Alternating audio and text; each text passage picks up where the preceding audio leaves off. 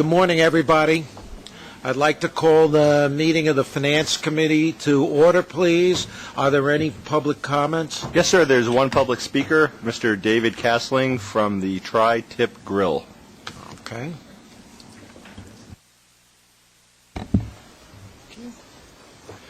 Hello, everybody. Thank you for having me speak. My name is David Castling, and I'm the president of Tri-Tip City LLC, DBA Tri-Tip Grill. In March 2010, we were the winning bidder for the RFP for the LC21 space at Grand Central Terminal. I want to come in person and reaffirm our commitment to moving forward with negotiating a lease with the MTA, and also demonstrate our recent successes at 30 Rockefeller Plaza. We have had great financial success, and we want to move forward and continue to grow.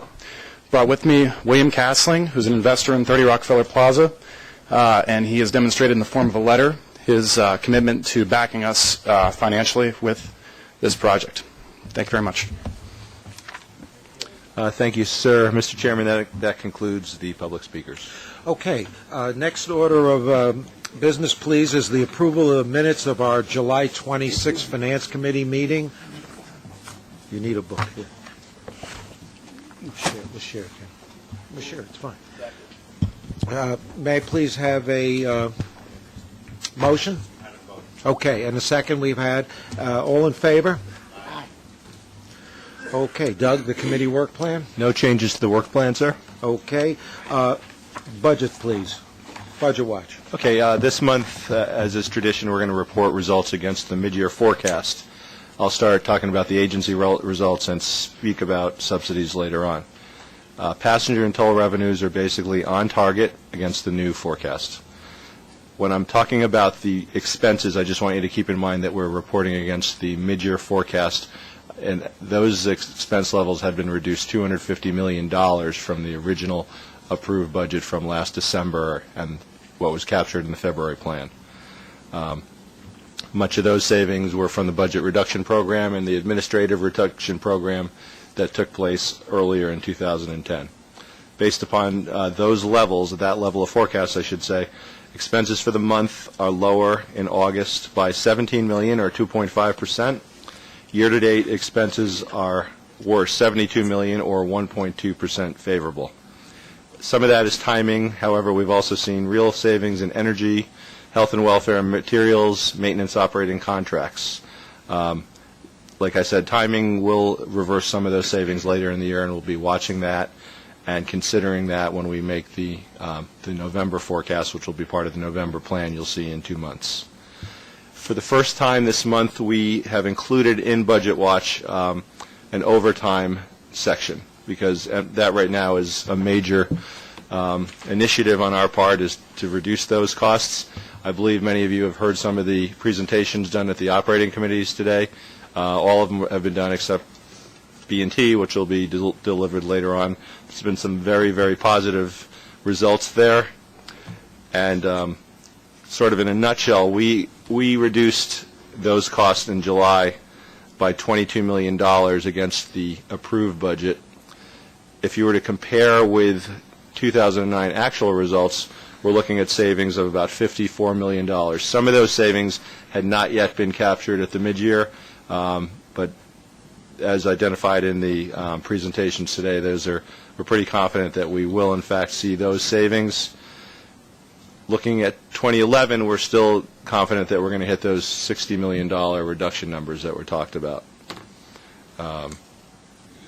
So, in a nutshell, we're doing flat on the revenue, favorable on the expenses. Moving to subsidies. If you recall, at the time of the July forecast, we had knocked down the payroll mobility tax by about $386 million from the original budget. A good note there is we are actually doing better than that revised forecast. We're $36 million favorable, and we see that as something that will probably continue for the good for the remainder of the year. We're seeing a little bit better employment, and we're getting a better handle on the cyclicality of those receipts. So there could be some favorable news there. On the flip side, though, is the other MTA aid, which are those other taxes and fees that were part of that legislation. Those, unfortunately, are lower. They're offsetting a lot of those savings, Actually, through September, there were $56 million unfavorable. A good portion of this is timing, but we do think that those receipts are likely to come in lower for the year. The next text, sure. Well, we think about 20 of the 56 is timing. But that's something we've been in discussions with the state on, and they're trying to study that. What happened is we assumed that we were going to get these taxes on a quarterly basis, but they're not getting collections on a quarterly basis. So we're getting some lag payments, and it's not really matching up exactly with the way we anticipated the receipt. We're trying to find that out. They've been reluctant to give us a specific component of that. It's something they're looking at very closely right now. Officially, they haven't changed their forecast on that number, but the numbers don't look like they're going to hit what they had said. All right, I'll move on to real estate taxes. July, we had knocked those numbers down $112 million.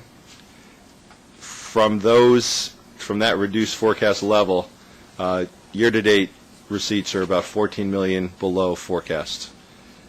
We seem to be sort of leveled off at that 2009 level. We were hoping that there would be some comeback, and we still hope there will be, but so far we have not seen that in 2010. Doug, I think it's important to let everybody know, essentially, that we're running the real estate taxes, correct me if I'm wrong, are running and projected to run essentially flat from 2009. Yes. Yes. The way it looks now. The way they're running right now, we had projected a slight uptick in the latter part of 2010.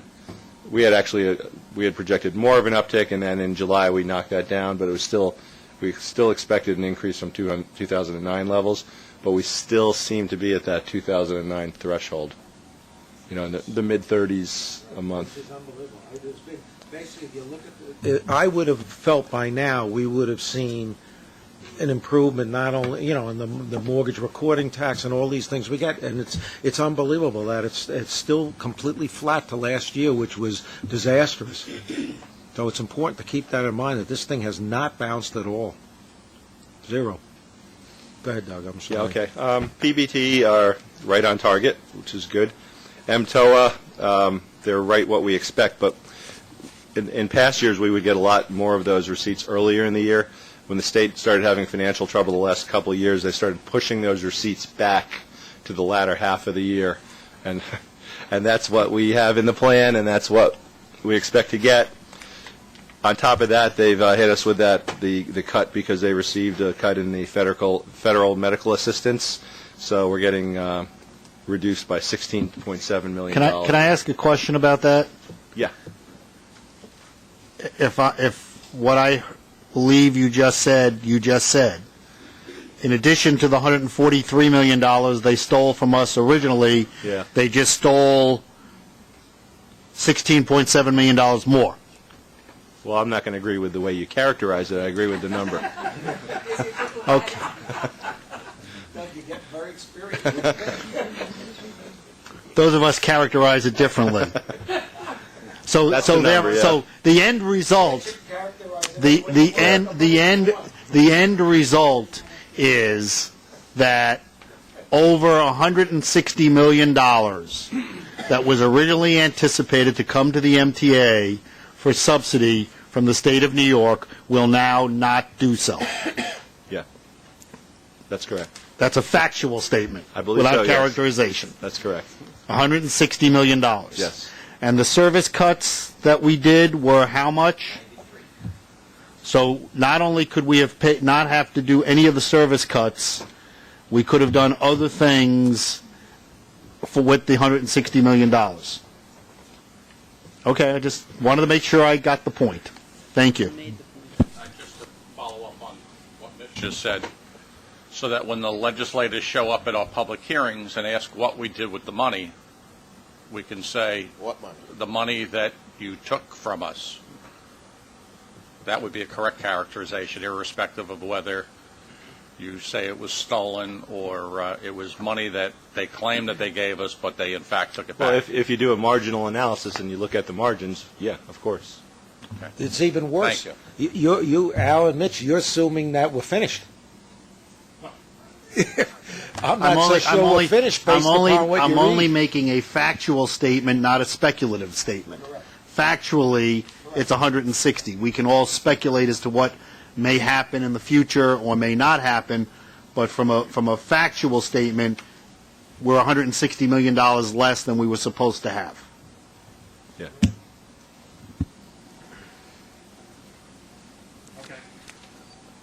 That's all I have on Budget Watch. If there are any questions. Bob wanted to talk about another development that they don't appear in the numbers, but it's a significant financial development. As you've seen, we've had positive variances on our revenues, and we've had significant negative variances. You did hear on the operating expenditures, and I know Andrew will talk a little bit about this later. We seem to be not only on track, but we continue to cut operating expenditures, and some of it will be timing, but it is favorable. There is a dark cloud out there, though, and it's something that we're going to have to address in 2011. You may have heard the state controller announce that at least relating to NISLRs, the state and local employee retirement system funds, which he manages, that he's going to be changing the actuarial assumed reinvestment rate, interest rate, from the 8% down to 7.5%. Now that affects a portion of our employees who are covered by NISLRs. The significance there is as you lower the assumed investment return, it increases the amount of contributions that employers have to put into the fund. Secondly, if it is done at NISLRs, it's a question of what the city's actuary might do with regard to the NISRs fund. And it also affects what the MTA would do on the MABSTOA and the defined benefit Long Island Railroad plans. We have access and control to. So in all of that, we've done just kind of a preliminary analysis. And the preliminary estimates say that on an annual basis going forward, that if we were to drop all funds down to a 7.5% actuarial assumed rate, that it would probably increase our funding costs by about $150 million, $150 million a year. Now again, that would be phased in perhaps over time depending on when the actuaries actually say we need to increase the funding. But it is something that's out there, and we should begin being hit with it in 2011, so next year. So again, we're continuing to watch it. It'll be something that will evolve, and we'll see how it plays out. But I do want to bring it to your attention. Anything else, Bob, that you Do you want to talk about the cost? Yeah, I think I'd just like to review for a second because I think it's very important. Since Jay Walder, our chairman, and the board has taken this very strong approach to making every nickel count here at the MTA, you realize maybe it gets lost in the numbers, but we're talking about over $500 million this year, $750 million next year, $1 billion in 2012 savings that we have wrung out of this existing organization. These are really big numbers.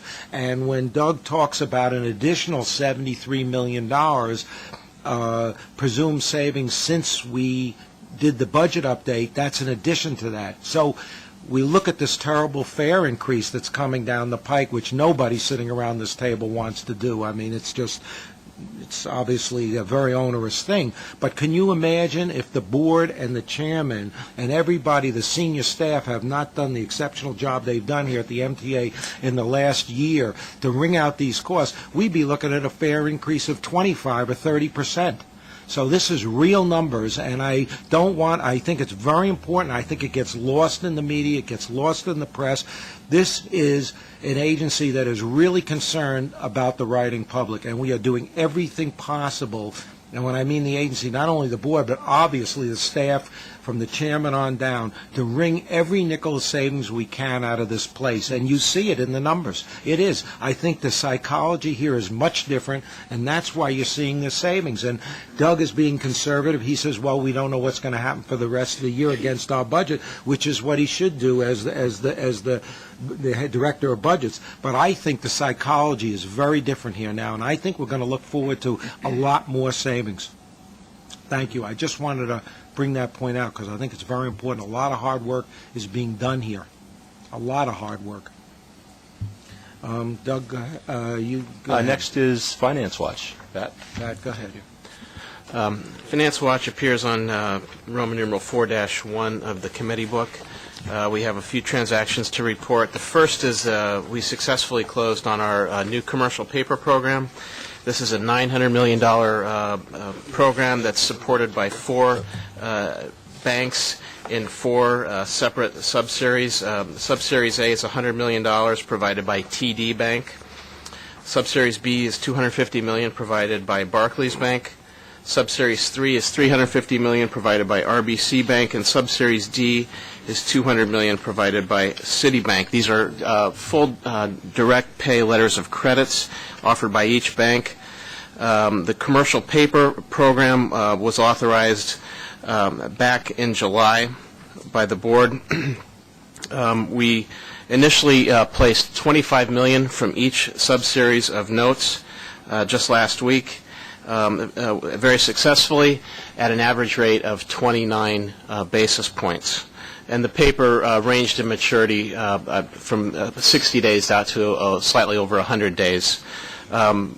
Just to remind the committee, the dealers can write the paper out as far as 270 days, and we work with them in consultation with our financial advisor to find the right spot on the yield curve to place the paper optimally on behalf of the MTA. Just one question. We've now procured 5 letters of credit, which is no easy feat. Right. Because the market is still not what it was. But could you give us a sense of what the fees being charged on LOCs are? And I noticed one went out 5 years. What are the duration of the other 4? Sure. For the commercial paper you see before you here, in each case it's a 3-year letter of credit facility, except in the case of RBC Bank, where it's a 2-year letter of credit. Fees range on this program between 75 basis points and 110 basis points. Again, it's driven largely by the credit, the bank's exposure to the MTA and its various credits, and so forth. We did have a 5-year over here. Right, and so you've turned to the next page. Assuming there's no other questions about commercial paper, we'll turn to the next page, which is a credit substitution. We have an existing letter of credit with Bayerisch Landesbank, Bank, which is expiring here on September 30th, and we've been working with J.P. Morgan Chase Bank to put in a standby bond purchase agreement for 5 years on this credit substitution. And the reason we can go to a standby without insurance is because of the high ratings of the Triborough Bridge and Tunnel Authority General Revenue Credit. One question. You have dealers chosen for the CP and a remarketing agent. Will that change as you select a new pool of underwriters, or are you going to keep everybody in their seats for these programs? These assignments would stay in place. Once we come back to the board in October with our recommendations on the conclusion of the underwriter selection, we would address at that time how we would handle remarketing assignments going forward. Existing assignments we would not anticipate changing them unless there was a particular performance issue that we wanted to replace an existing dealer. Lastly, and we'll discuss this more in detail here, we do have an upcoming issuance of TBTA long-term bonds. This is a $350 million transaction. $150 million of that is to pay off an existing bond anticipation note that's out in the market now. And then what's being sought for authorization today is $200 million of new money. This is for existing approved TBTA capital projects. So a total transaction size of $350 million will be in the market in October next month. And we're recommending a competitive method of sale for this transaction. The last time Triborough was in the market was just a year ago on September 10th, and we received a very favorable result there, and we're looking to do so again. Are these general resolution or subordinate? General. General. So that's Finance Watch. Any other questions for Pat? Our normal detailed debt service reports follow the Finance Watch. You can look at by credit how our debt service has been going through the year compared to the mid-year forecast, as well as details on each and every variable rate transaction, and then, of course, total debt outstanding. So there's a lot of detail here, and happy to deal with you either now or later if you have any questions on that. Okay. We're going to move to MTA financial reports and information items. We need, I guess, votes on those two items, those two action items that you just spoke about, Pat. Okay, thanks. And a second, please. All in favor? Go ahead, Doug. There are no headquarter procurements to bring up today. Bob, did you want to talk about the financial statements for the second quarter, 2010? Sure. The financial statements are presented for your consideration and review. However, the financial statements will be approved at the Audit Committee later today. Any questions concerning them? Okay.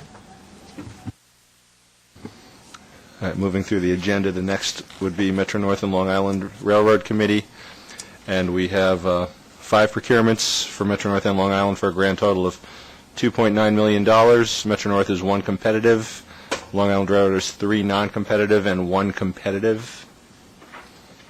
I need a motion on those. Motion, Yeah. please. Second. And all in favor? Okay. MTA Bus Operations, we have no items.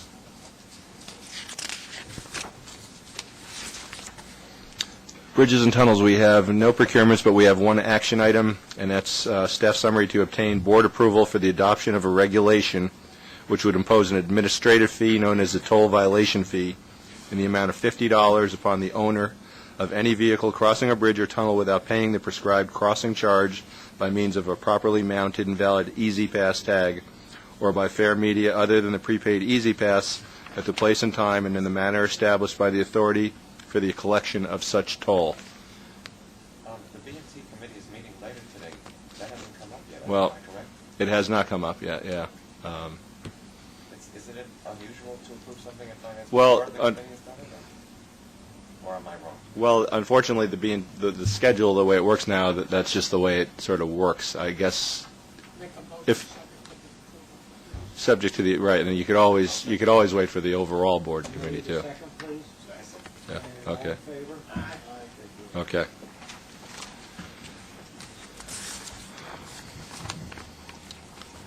Transit, we have no procurements, but we have, well, I'm sorry, I apologize. We do have a walk-in procurement that Bob Bergen would like to talk about. They were not transit, no. Okay, this is a very significant procurement, and I'd like Bob just to spend a few moments, just the highlights, Bob, okay, since it is coming up in the other committees, but I think this is something we need to spend a few moments on. It's very important and a major, major procurement. Bob, Thank you. Thanks. This is a procurement to obtain medical benefit services for most of our represented employees. The employees and the retirees and their dependents covered are about 150,000 people. We've had these plans in place with GHI and HIP. Management inherited them in 2003 from the union, which had operated them before that. This board approved last year the selection of some consultants, principally Aon Consulting and the Siegel Company, to help us understand how to do better on our health benefits. With the help of those 2 companies and staff, we decided that this was a time to put the medical benefits out for bid. It turns out that in probably 50 years, they'd never been competitively bid. We put them out for bid, and the thinking was that we would save money in at least one way. Currently, under the health benefits, 2/3 of the employees and their dependents are covered under what's called a self-insured plan, where we pay an administrative fee to the carrier, to the insurance carrier, to handle the to develop the provider networks, hospitals and physicians, and to handle claims, process claims, handle appeals. And then the claims themselves are passed through. The other third of our employees, about 12,000 of them, and their dependents, are covered under a premium-based plan. And it appeared, and then the results of the procurement confirmed that we were paying at least $2,000 per person in premiums, more than we were paying under the self-insured plan. So, I mean, just a quick math exercise shows a projected savings of $24 million. When we did the procurement, we learned that there was an additional basis for savings, which is that the recommended vendor that is before you now, which is primarily Blue Cross Blue Shield, as well as United Healthcare, because of their expanded network of providers, and Blue Cross Blue Shield is nationwide, they actually get better discounts from hospitals and physicians. And so as a result, since it's self-insured and those savings pass through to us, we projected savings of an additional $29 million. Now, these are all projected savings, obviously, and we don't know exactly what's going to happen. We, for example, the cost of the new federal health care legislation, which some people estimate is going to increase health care costs by 3.5%, hasn't been factored in yet. But overall, the current projections, aside from the potential increased costs from the federal health care, is about $57 million if we proceed with this procurement just for 2011. We're proposing a 5-year contract, 3 years with a 2-year option. The current staff summary suggests that the exercise of the option would be based on staff's experience, but instead we're going to modify that after some internal discussions. I'm sorry this came to you late, but we're working into the night to try to get the procurement done, and we're going to change the staff summary when it goes to the board so that we'll bring back the exercise of the option for board approval after 3 years.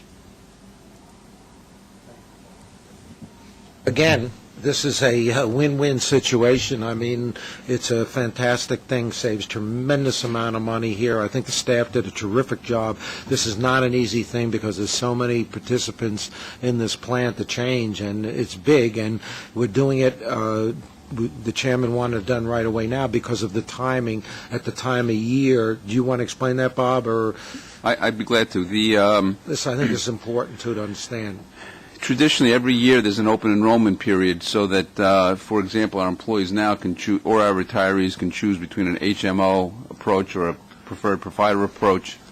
We usually roll that out in October, so we had to try to get this to the September board because to roll out the enrollment, the open enrollment, the new provider has to download data from about these 150,000 participants, or about 40-some thousand employees, so they can print out the information and mail it out to everybody, and then process the responses. One other thing, if I may mention, that we had a selection committee that included both transit authority officials and MTA headquarters people, as well as a member from representative from the labor unions.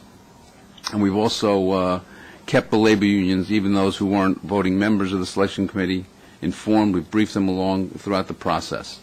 So that was just another point. I think they've done a great job here, really, and hats off to the chairman. This is another way this place is going to save a tremendous amount of money. So may I please have a motion? I'll move it. And a second, please? Second. Did you, Alan, did you want to say something? Or? Second. Good enough. And all in favor, please? Aye. Okay, Bob, thank you. Very good job. Next on the agenda is the First Mutual Transportation Assurance Company, which has no items. That would conclude the finance portion of this committee. Okay. Jeff, now the real estate part, please. Right. Thanks, Andrew. We have 14 action items for your consideration this month, all of which are the subjects of staff summaries that appear in your materials at the back of the book. I'll be glad to answer questions about any of them, obviously, but I'd just like to highlight a few of them. First, we often hear about opportunities to sell surplus MTA property, and the truth is that there's less property than people would suppose that is outright owned by us and surplus and properly zoned for disposition. But I'm happy to say that after several years of effort, we stand to net about $285,000, sorry, from the sale of an 8-inch strip of land just north of the Brooklyn Battery Garage by the city to the prospective developer of an office tower, and we are going to be obtaining half of the appraised value of that property by virtue of our surrender of a use and occupancy right that dates back to the 1940s, the purpose of which is to prevent curb cuts into the street that passes through the garage. So, there is money out there, and I'll say that we are working very diligently and systematically with the city and others to identify opportunities to address questions of mixed ownership, which is, as I say, very typical of the way we hold our properties. I'd also like to mention that we're going to be signing up a new license that will be getting us about $120,000 a year from fiber optic cable in the Marble Hill section of the Bronx. Leases in two categories. We're working very hard to identify opportunities to consolidate our operations, to realize savings as a secondary benefit of the payroll reductions that have been achieved in the past months. But occasionally we do have to enter into new leases, and there are two of them here in your book. One is for your employee assistance program for Long Island Railroad. This is a very small operation for reasons of confidentiality. It needs to be off-site. That's why we can't house it in one of our other facilities. But I will say that we have not brought to you this month a new lease for the medical unit that has been housed in the same building at 173 Mineola. And we will be achieving on about $30,000 a year cost, $18,000 a year of savings by virtue of our having identified a condominium unit to occupy for the EAP, which will allow us to save on real estate taxes. The other lease that's in your materials relates to a new field office for the 7-line extension project. Again, this is an operation that we might have liked to have accommodated in some of our other space, but it's the nature of this thing that it needs to be over by the project. And I should add that this is a capital cost funded by the city as part of the Division of Labor on the 7 train. Typically, the way this would have been handled is that our contractor would have been required to provide office space as part of their lump sum contract, and an opportunity to achieve savings was realized by taking on an additional condominium unit at 333 West 34th Street, which some of you may recall is where we moved the BSC. And it's a relatively low-cost solution. It's only $25 a foot, net of taxes. We won't be paying taxes there, and a simple transaction, pre-furnished space, and minimal legal costs because we are able to piggyback on the work that was done previously there. Any questions on any of those items? Otherwise, I have to commend you for finding someone who wants to operate a mobile hair salon at some of our Metro North stations. I'm sure the ladies appreciate that. We scoured all of Westchester County for that opportunity. I'll say he was a volunteer. He came to us. I wish I had a mobile hair salon this morning with the weather being what it was. Secondly, what's your stop during? My 77th and Lex. Okay, well, we'll see if we can get him a parking space there. That would be great. In addition, I just want to commend, and I want to mention Nancy Marshall in particular for continuing to do a really great job of attracting new and exciting vendors to Grand Central Station, including Tri-Tip, who I'm familiar with from my West Coast jaunts. It's a really great product, and I'm happy to see a new face at Grand Central. So great job, Nancy. Thanks, Doreen. I was going to come to Grand Central, actually, a few items. We have three new leases this month. One is an existing merchant. Toto is going to be relocating back to the Lexington Passage from Gray Bar. The space that they are occupying now in the Gray Bar Passage is going to be something new for us. We're excited about its potential. It's called Beer Table, and it is a sort of high-end craft beer operator with they build growlers, if you know what a growler is, right on the spot, and we'll also have fermented this and that goes with it. And the point is we've got a very, very successful coffee operation there, Joe, the Art of Coffee. We have Harvest Wines, and the idea is to have a little bit of a murderer's row there of high-end beverage items that will complement the market inside. We're trying to sort of enliven the Gray Bar Passage. That's a long-term project for us. And contribute to the number of unruly Metro North commuters, Yeah. no doubt. Well, they already have opportunities to buy beer, and this is more expensive beer, so maybe they'll drink less.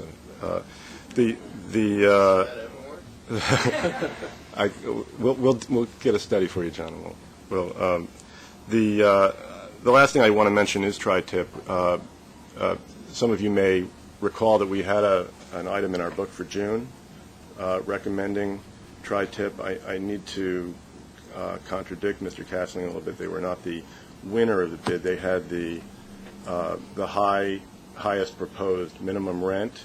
Our director of Grand Central Marketing had made various determinations as envisioned by the guidelines that you all adopted in November of last year, and was not recommending that our so-called selection criterion B criteria counteract that presumption that's set forth in the guidelines that Tri-Tip was the winner. We withdrew the item because the morning of our committee meeting, Central Market Grill, the incumbent, lodged a protest with the General Counsel.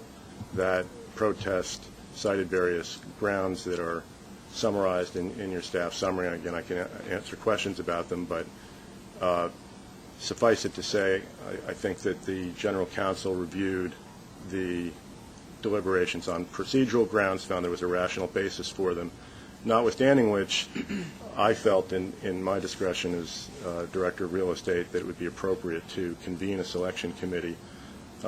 Those of you, Mark's not here, but those of you who are students of our guidelines may recall that there's a requirement for a selection committee only if the recommendation is to award other than to the high base rent proposal. Convene such a committee in any case in light of the concerns that have been expressed, and the committee unanimously recommended Tri-Tip both on financial grounds and with respect to some of the sort of soft considerations that are embodied in our selection criterion B. So that is our recommendation, remains our recommendation to the board. Jeff, which location is that going to be? Where Central is against the wall, or where Central is in? Central is a location in the middle with a little booth around, tables. Last month we came to you with an authorization for a new product called Frankie's To Go, or Frankie's On the Go, which is a new hot dog concept that Mr. Catalanato is pioneering, and that obviously we mean to go forward with that. This is the space on the wall in the dining complex. I'll say that Central Market has been a tenant of ours for the past 10 years, and indeed they predated the renovation, and we take no pleasure at all in an incumbent losing a lease like this. We think there's a lot to be said for continuity, but there's also something to be said for freshening, and in any case, we applied the criteria, and this was the result. Okay, do we have, Doug, did you make a motion, or? So it's for the 14 items. There's no executive session today. No, I think we need to vote on my items. I apologize. Yeah. Second, please. No. All in favor? Now, let me just say that, speaking of Nancy, around this time of year, Nancy has traditionally given a report to the Metro North and the old Real Estate Capital Planning Committee. The last info item in your book is a written version of that report. Andrew, I don't know if you want to take any time for Nancy to give highlights. I would, at a minimum, just like to note to you that we are, in the face of hard times in the economy, increasing our gross revenues at Grand Central consistently, and we're doing it at a time when we're spending less money. Our net operating income at Grand Central, which accounts for, let me say, about a third of our gross recurring non-advertising revenue comes from Grand Central. So it's a very significant part of our operation, some $25 million gross. But our NOI has grown from $12 million roughly in 2007 to $13.3 in 2008 to $15 in 2009 and $16.7 million projected for 2010. So I think that's a real testament to the efforts that Nancy and her team at Jones Lang LaSalle and Williams Jackson Ewing have been. Excellent. It's excellent considering like you said, Jeff, what's going on in the real estate market. It's terrific, Nancy. Congratulations. I was going to say that, notwithstanding the fact that none of these things happen at Penn Station for a variety of reasons, Long Island Railroad riders look forward in the year 2017 to taking advantage of all of these opportunities at Grand Central. And if that's not the right date, somebody's going to get it.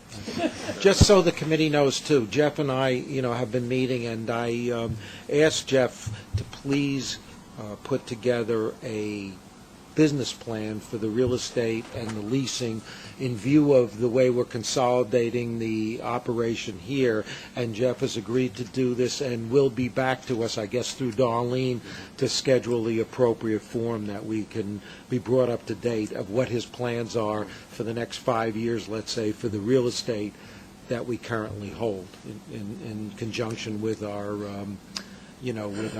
consolidation efforts that we're making throughout the organization. So he'll be back to you. I think that's a very good idea, Mr. Chairman, because as you know, at many of the public hearings, the perception is given that MTA or its constituent agencies owns half of the property in New York City, and why don't we just sell it at the appropriate rates? And obviously, neither of those two situations is true. But I think having a complete analysis for the next 5 years and what we're going to do with it will be very helpful, not only internally, but externally. And so much has changed here, the way we do business with the consolidation, the business center, all these different things.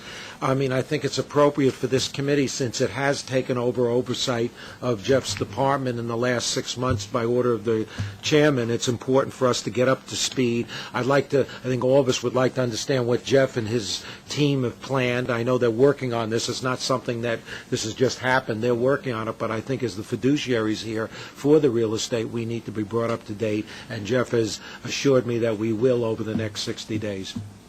Okay? If there's nothing else, then we need a motion to adjourn. Yeah, sure. Advertising revenues, are we going to be getting an update on where we're at advertising-wise? Well, I don't have anything prepared, but I can tell you that, our advertising is principally two components. The subway contract, which CBS has held for some while, is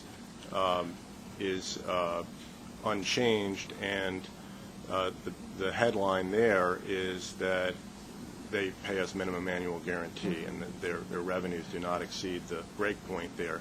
But it's very good money. It's around $60 million a year, and they pay that on January 1, faithfully in advance.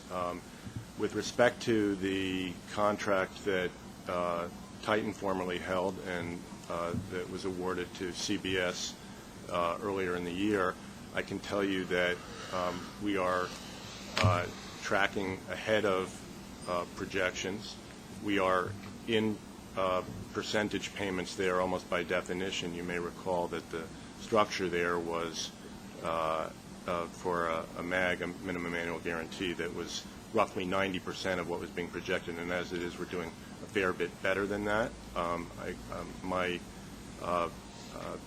Please don't hold me to this, but I think our latest projection for 2010 is about $112 million total from the advertising, which is actually only a relatively modest reduction from last year's historic high. So I'm actually very pleased with that.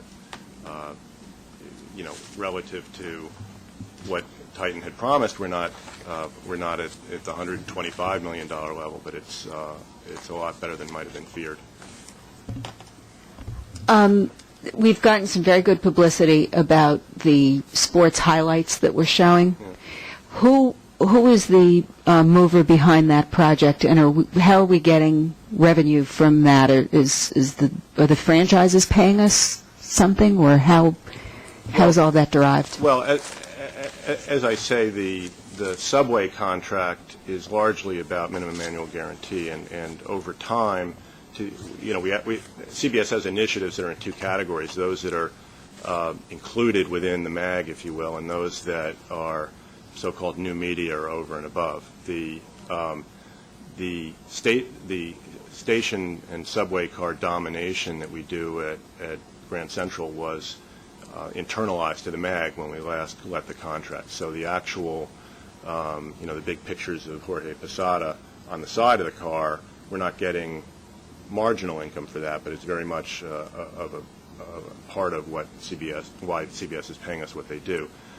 With respect to the incremental revenue from the video, yes, we are entitled to 65% of that. I mean, honestly, it's not a huge amount of money in the scheme of things, but what we're trying to do is demonstrate a sort of freshness, to create buzz and excitement among advertisers, to make sure that we are not behind the curve in the impending transition to digital. It's a work in progress. We have more ambitious projects than that that we're working on with CBS now, and there's a negotiation to be had there because the investment needs to be made without cost to us, or at least that's our expectation. And increasingly what we want to try to do is leverage the potential for incremental advertising revenue to hardwire the system for data and to help us to get our agency messages across on the same sorts of screens that are capable of carrying the advertising. They're far less interesting than sports highlights, but our agency results. There's nothing like watching a baseball highlight, and the reception that we got to that was really great. Okay, motion to adjourn, please. Second, please. All in favor? Thank you very much, everybody.